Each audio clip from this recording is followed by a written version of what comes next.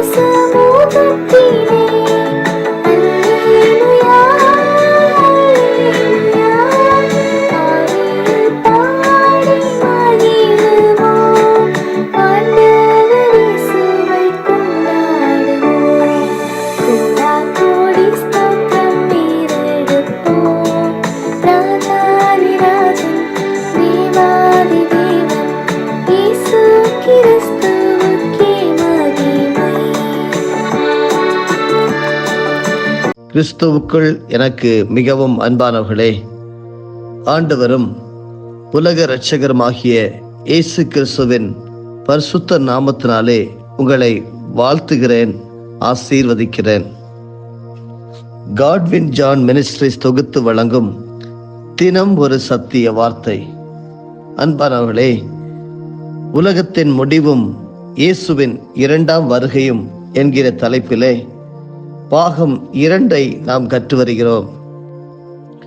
மரணத்துக்கு பின் என்ன நடக்கும் என்ற எண்ணம் எல்லா மனிதரின் மனதிலும் தோன்றும் என்று கடந்த பகுதிகளிலே நாம் தியானித்தோம்.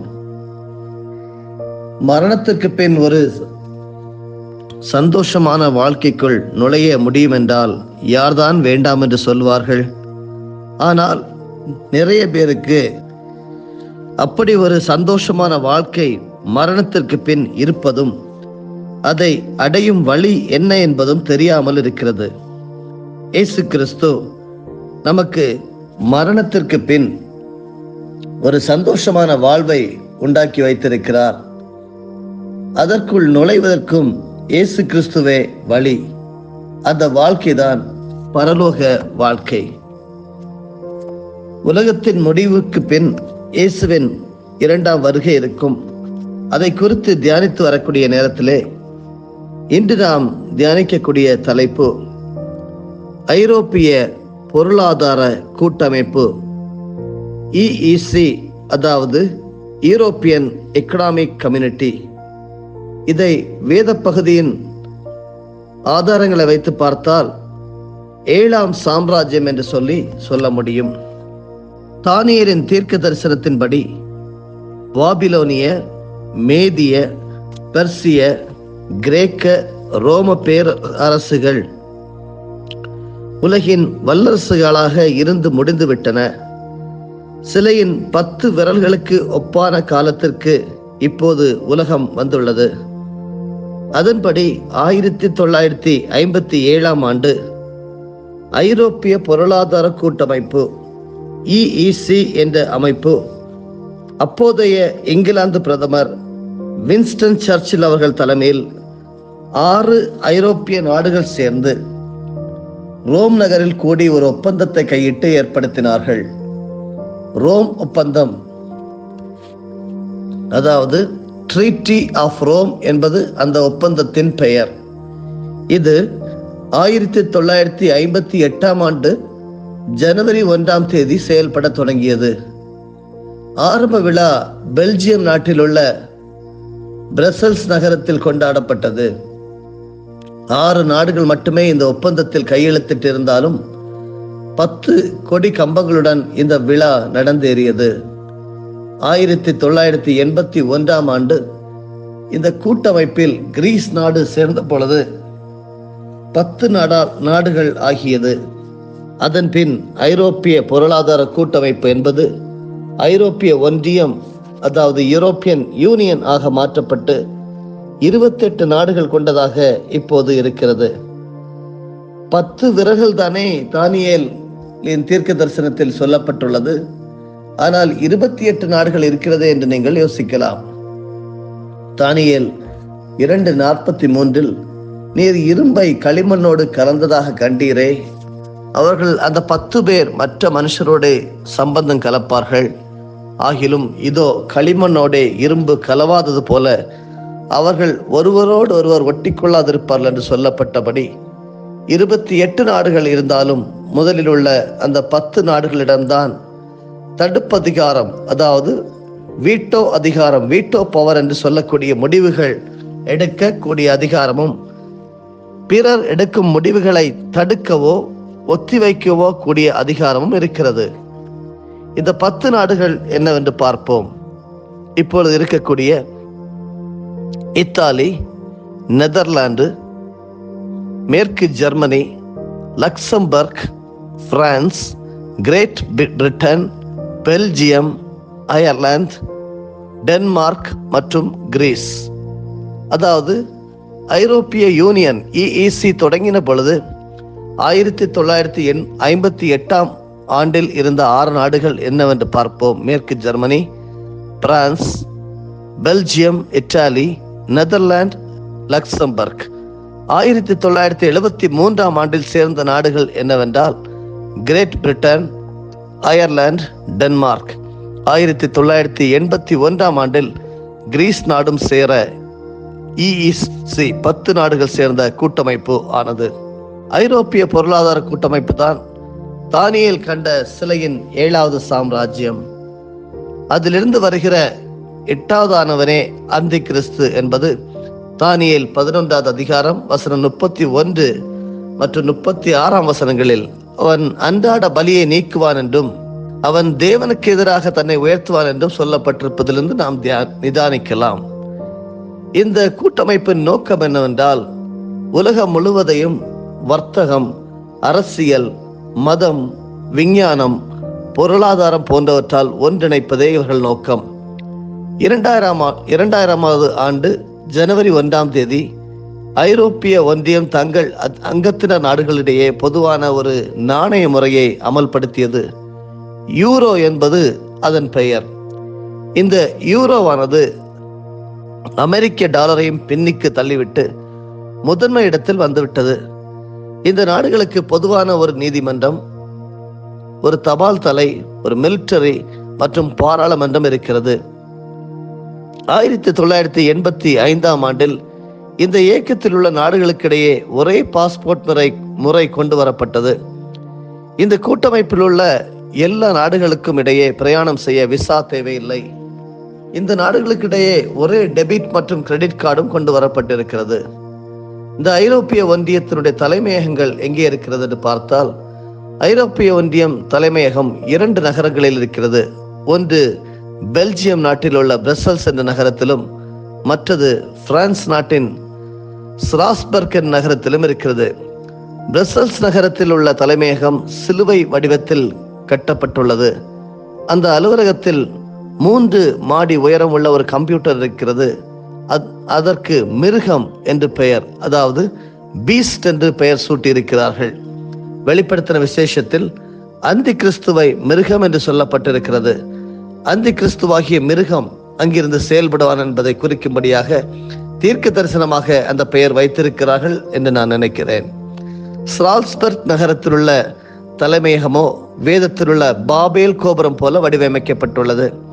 பழைய ஏற்பாட்டில் ஜனங்கள் வானத்தை தொட வேண்டும், நமக்கு பேர் உண்டாக பண்ண வேண்டும் என்ற நோக்கத்தோடு பாபேல் கோபுரத்தை கட்ட ஆரம்பித்த போது தேவன் இறங்கி வந்து அவர்கள் பாஷையை தாறுமாறாக்கி அவர்களை சிதறடித்தார் என்று ஆதியாகமம் 11வது அதிகாரத்திலே வசனம் 4, 7, 8 ஆகிய வசனங்களில் பார்க்கிறோம்.